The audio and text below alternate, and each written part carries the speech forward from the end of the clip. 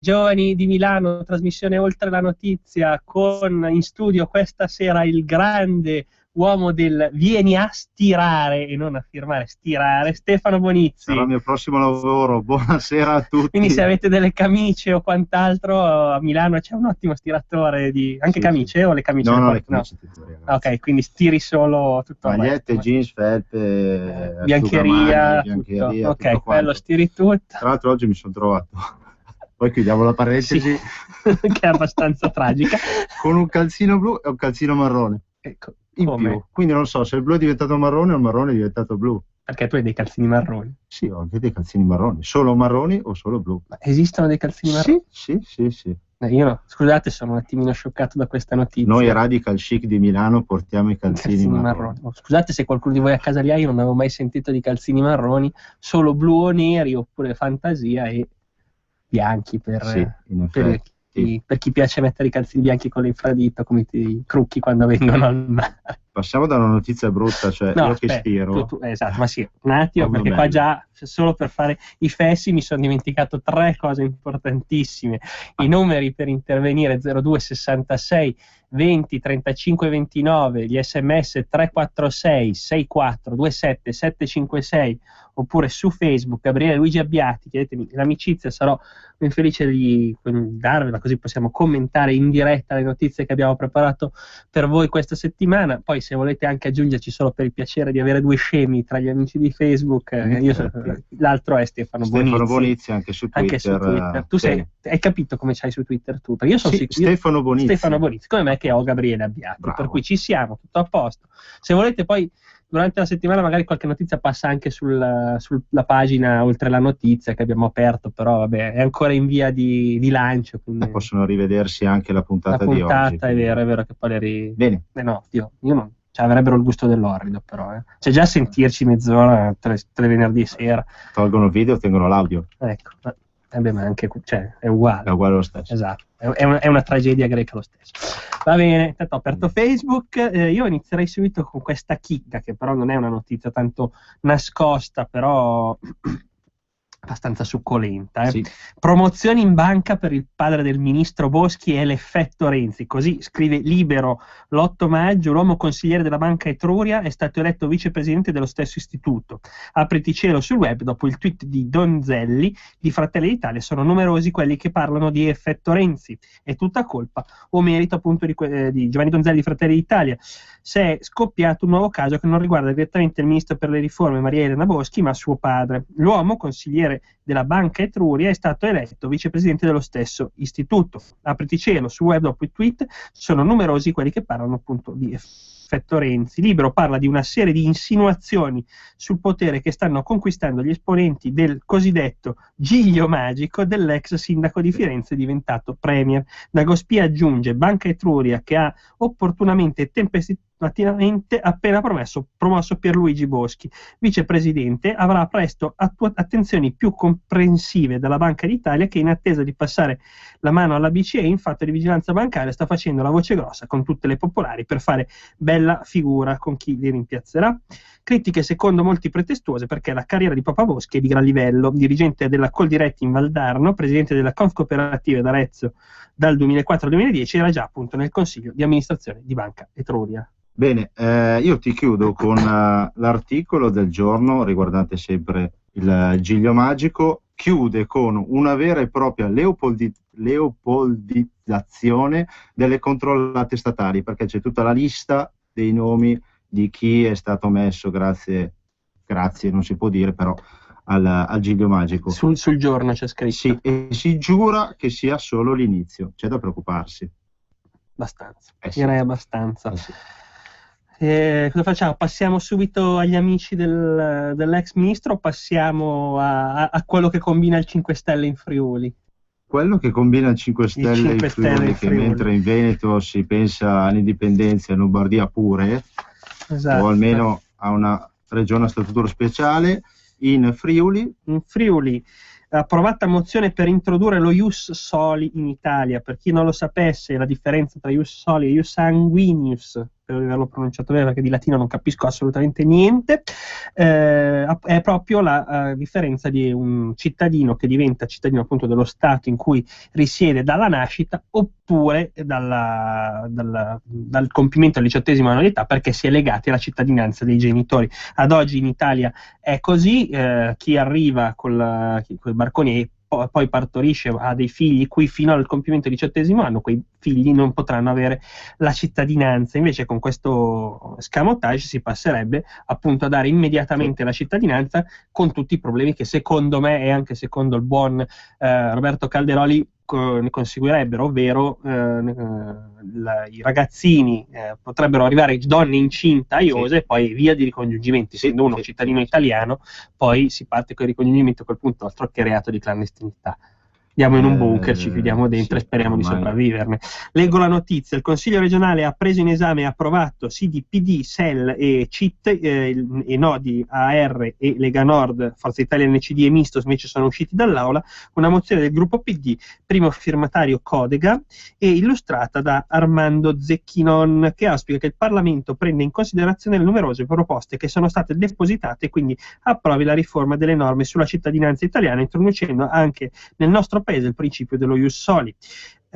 Cosa ho detto? Ho detto solo i partiti che notoriamente, cioè PD, SEL, questo CIT deve essere quello legato al presidente Serracchiani, ma tra gli altri c'era anche il Movimento 5 Stelle, e qua lo diciamo perché poi in effetti magari non ci ascoltano solo lì, se ci ascolta qualcuno che dalla Lega si è allontanato, no, la Lega non la voto più perché non è abbastanza dura con i clandestini, voto 5 Stelle. Ecco, vota 5 Stelle, guardate cosa combinano, votano appunto a favore dell'introduzione dello ius soli e gettano la maschera, stanno andando sempre più a sinistra. Ricordiamo che a Roma si sono astenuti sul voto sul reato di clandestinità. Qua si sono scambiati, mentre a Roma Forza Italia ha votato e loro si sono astenuti, qua loro hanno votato e Forza Italia se n'è andata per non far figure, però è la stessa roba. Anche Forza Italia che fa così è abbastanza grave come cosa. Tra le altre cose la mozione non era neanche così pesante, l'aggravamento gliel'ha messo proprio il 5 Stelle, perché nel dispositivo della mozione, ovvero in quello che si delibera, approvato dall'Aula, viene che auspica che il Parlamento riattivi l'iter di riforma delle norme sulla cittadinanza italiana tenendo conto di tutte le proposte di legge depositate che introducono nel nostro paese il principio dello ius soli. Cioè questo è l'emendamento del Movimento 5 Stelle, quindi proprio lo vogliono fortemente questo ius soli dal 5 Stelle. Poi vabbè c'è l'articolo che è tratto dal Friuli, lo trovate comunque sia sulla mia pagina Facebook sia sulla pagina credo di Oltre la Notizia, di averlo pubblicato anche di lì. Appunto PD contento di questo voto, Lega Nord invece dice PD ostaggio di filosofi e parolai, NCD ambiguo, Partito Democratico ostaggio di filosofi e parolai, Nuovo Centrodestra ambiguo in estremo imbarazzo. Uscire dall'aula serve a mascherare i fallimenti di Alfano come ministro degli interni, si chiedono i nostri esponenti. Io mi chiedo un'altra cosa, mentre noi andiamo in giro a far firmare la gente, ancora anche domani saremo e domenica in giro per 1000 piazze su tutto il territorio, ma fate un referendum su sta cosa. Ovviamente non vogliono farlo perché è meglio comandare con 4 sedie e non sentire la voce del popolo, loro che sono quelli attaccati al popolo e fuori da Roma. Sì, no, guarda, poi oggi, a proposito di quella roba lì di essere attaccati al popolo, oggi sono andato dove allenavo dei ragazzini qui a Milano nella squadra giovanile di calcio, poverini. Parlando, sì, esatto, è vero, poveri bimbi, stanno crescendo male per colpa mia. Me lo dico da solo. Stavo parlando con il direttore sportivo e anche un po' con il direttore della società, che mi diceva che sono un po' terrorizzati dal sindaco che cosa sta introducendo? Il principio dell'assegnazione per bando ogni 10 anni del terreno. Fate conto che ogni anno queste società sportive per vivere hanno un sacco di costi, devono comunque mantenere tutto perché anche le spese straordinarie sono a carico loro, non sono a carico del comune di Milano, e fanno investimenti, innovano magari mettendo il campo in sintetico. Se pensate se da domani mattina a tutte queste società gli si dirà no vabbè, sapete cosa vi dico, avete fatto gli investimenti negli ultimi 5 anni, adesso io vi tolgo il campo e arrangiatevi e noi lo diamo a un'altra società. Così uno investe, magari va anche in negativo, dice no, tanto tra tempo 10-15 anni riesco a rientrare, però do ai ragazzini un servizio migliore, invece loro pensano bene di ciularglielo così su due sì, piedi. sì, infatti. Ci siamo dimenticati di salutare una persona, se mi viene in mente. Sì. Ciao Fede! L'ho sentito oggi. L'hai sentita? Sì, perché allora te lo dico dopo che parliamo di Pontino o te lo dico adesso? Dimmelo adesso che parliamo subito di... una cosa, ricordati che siamo in par condicio, quindi non possiamo dire chi dovreste votare, mentre ero seduto mi è candidati. arrivata stavo mangiando i pizzoccheri, stavo bevendo la mia birretta insieme agli amici, mi è arrivata una maglietta in fronte. Era la Epis che giustamente entrando nel tendone, modo tranquillo di fare. Bene. Ti ha lanciato una maglietta è esuberante come quando è qua seduta. Grande, la salutiamo. Grande Epis, va bene. Dai. Dopo la campagna elettorale, visto che è molto impegnata, soprattutto proprio con un candidato, per non far torti proprio a nessuno, preferisco, anche che lei credo che, anche lei non credo, lei ha concordato che è meglio saltare. Allora, adesso passiamo agli amici dell'ex ministro. Partiamo dagli amici dell'ex ministro. Ricordiamo che partendo, scusa, dai, mi sono incartato, un anno fa Kabobo uccideva 3 persone, ci stringiamo sempre vicino ai familiari. Da questa brutta notizia che purtroppo ci tocca ricordare e ce la ricorderemo sempre, partiamo alle notizie degli amici dell'ex ministro. Parto qua prima. Jesolo, terzetto di marocchini, picchia, deruba e sequestra un gruppo di ragazzi e dirotta un autobus. La notizia tratta da Informazione Libera del 6 maggio. 2 ventenni di nazionalità marocchina ma residenti a Mogliano Veneto, assieme alla fidanzata di uno dei due, anche lei di Mogliano, hanno rapinato un giovane di Milano nel parcheggio del Muretto a Jesolo. Poi, tenendo in ostaggio il suo autobus con una cinquantina di giovani, hanno tentato di dirottarlo verso Marghera al posto di Piove di Sacco. Nel frattempo derubano e picchiano a sangue altri ragazzi, una vicenda incredibile, quella di cui si sono appunto resi protagonisti questi 3 stranieri, arrestati poi dalla stazione di Jesolo e quindi denunciati a piede libero per tutte le infrazioni commesse, un lungo elenco di furti, violenze, pestaggi, truffe e minacce. E qua leggete bene, a piede libero, li lasciano in giro, perché poverini. Poi invece a noi magari una nostra anziana magari ruba una mela, la mandano in galera. Fondo l'articolo avanti. Sì, che è molto importante. In commissariato viene appurato che uno dei 2 marocchini aveva alle sue spalle ben 3 arresti per altrettante rapine aggravate commesse negli ultimi 5 anni e una condanna a 2 anni e 2 mesi per lesioni personali gravi. I 3, visto che sono stati bloccati non in flagranza di reato, sono stati denunciati appunto a piede libero per sequestro di persone, rapina aggravata, oltre che per furto aggravato in concorso e porto d'armi e oggetti atti a offendere la loro posizione. Era il vaglio della procura. 3 in 5 anni, guarda che è veramente tremendo. Ma sono delle risorse, ragazzi. Sono delle risorse, però dovremmo fare la regola. Dopo i 3, alla quarta, te ne a tua. Sì. Quindi gli diamo un tesserino a catua. Io direi statene a catua direttamente. Sì, sarebbe... visto che non ce lo fanno fare perché siamo razzisti. Brutti e puzzolenti, coi forconi in mano. Io per quello stiro ti stiri e ti lavi. Ti stiri anche? Sì, mi stiro anche. Bene.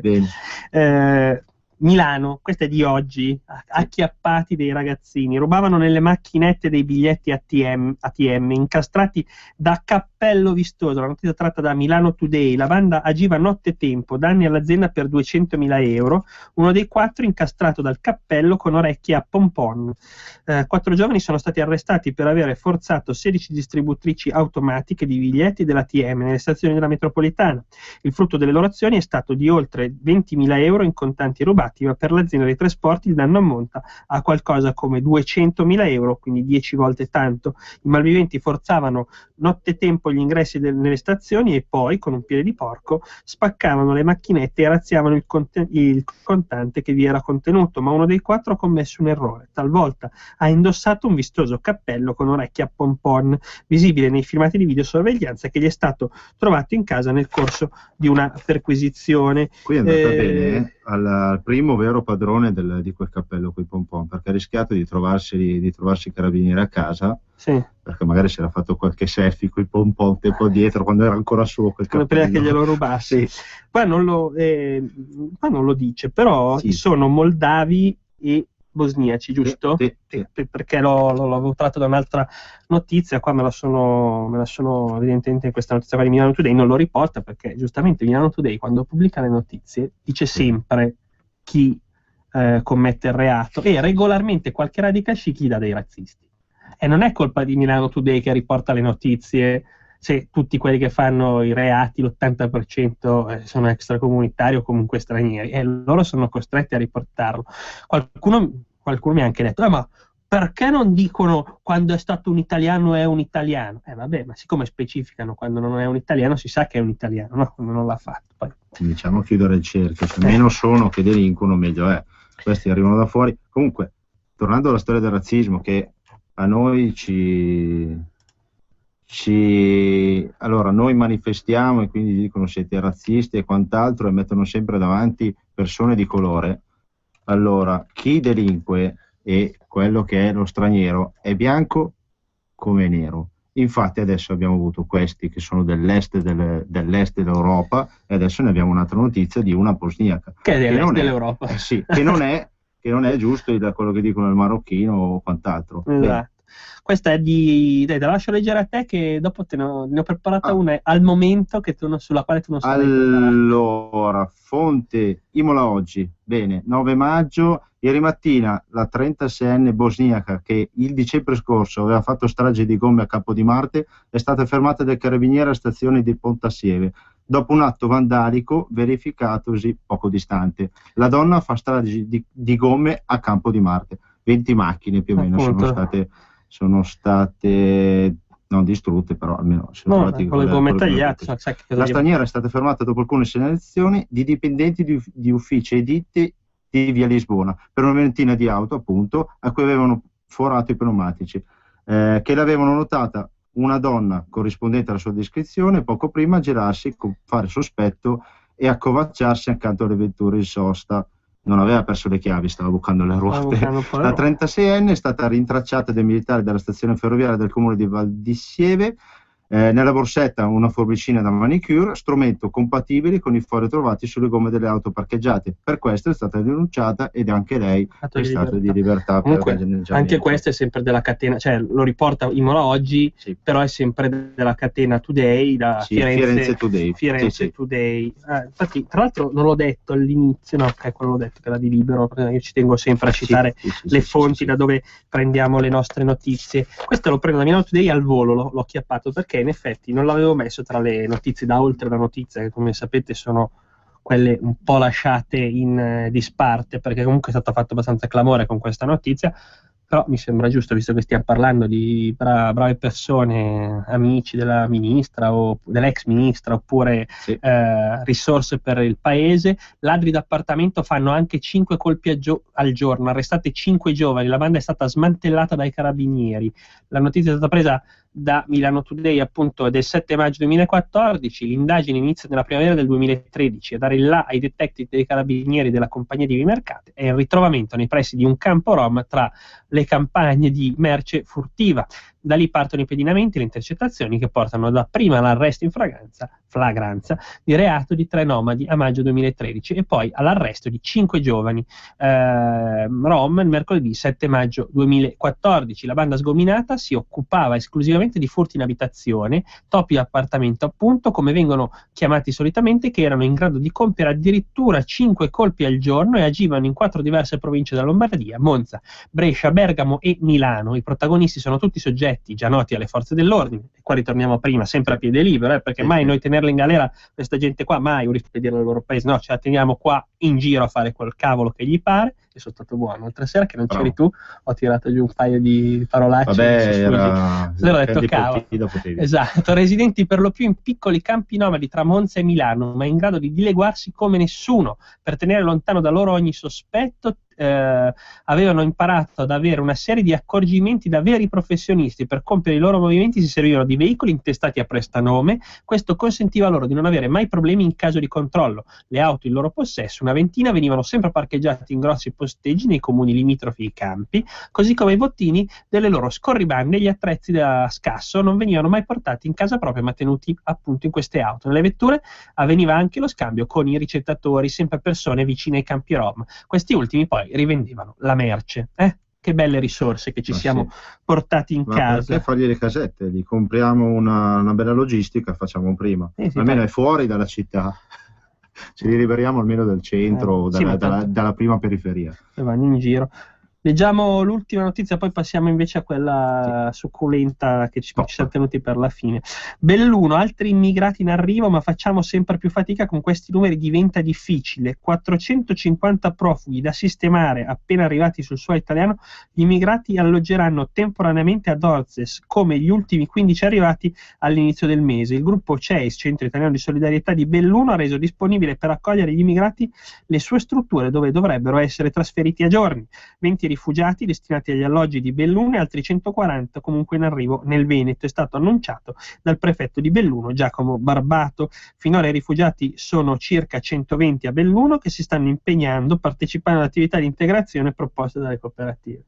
Vero? Non si sa, qua dice solo così. La camminata. Esatto, il presidente del Consorzio di Sviluppo e Innovazione precisa che vi sono dei problemi, ma facciamo sempre più fatica con questi numeri, diventa difficile lavorare sull'integrazione, così come risulta sempre più difficile trovare strutture ad ospitare i migranti. C'è gente che dorme nelle macchine, gente sfrattata da casa che non ha più un lavoro, gente che magari si separa, e ci tengo qua, Regione Lombardia sta rimandando in giro in questi giorni un bando per i genitori separati che coprirà dapprima il 20% di quelli che non avevano ottenuto i soldi precedentemente, e poi appunto ci saranno altri soldi a disposizione dei cittadini, ma comunque c'è questa gente che dorme appunto magari in macchina o addirittura per strada, ma poi invece noi dall'altra parte gli troviamo le casette per far vivere questa gente che arriva in continuazione, e anche chi sta guadagnandoci con queste cose perché i re dell'accoglienza dice che sono in difficoltà.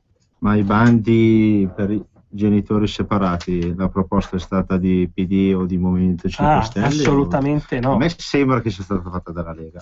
E certo, perché l'assessore poi è nostro, l'assessore Cantù, io canto questo, su questo cioè, bravissima, l'ho incontrata settimana scorsa, un incontro con le associazioni. Ha fatto vedere che comunque Regione Lombardia, soprattutto il gruppo Lega, è molto vicino alle associazioni, si sta parlando di volontariato e quant'altro, vediamo cosa si riesce a fare.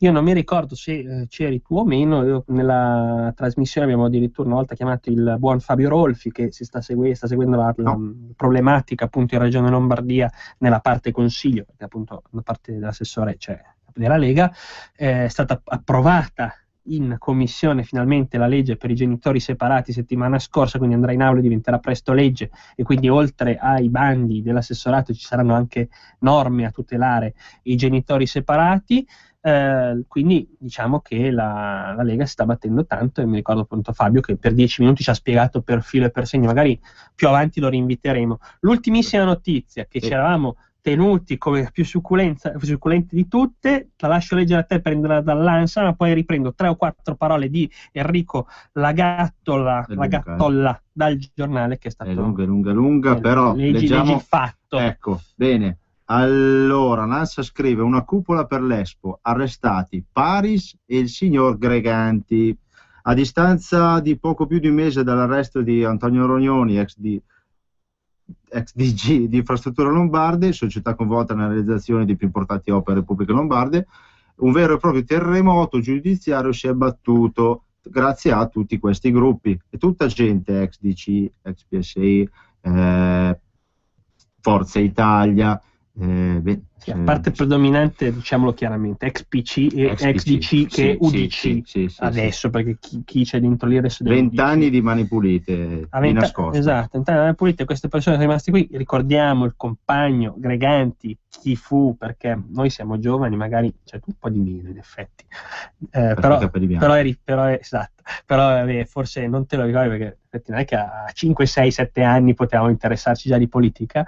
Il signor Greganti era quello che era il tesoriere fondamentalmente del PC, che disse: io non ho fatto niente, il PC non c'entra niente, Tonino Di Pietro fece finta di niente, l'uomo fu comunque condannato a 3 anni, ma alla fine se la scamparono e Mani Pulite non toccò il PC. Ma era abbastanza evidente che il collettore, mi ricordano qua, era nominato il collettore delle mazzette rosse. Io ho un SMS da leggere. I cinesi stanno affittando appezzamenti di terreno nel Roero e nelle Langhe per a loro dire, produrre in prima persona il barbaresco esportato in Cina.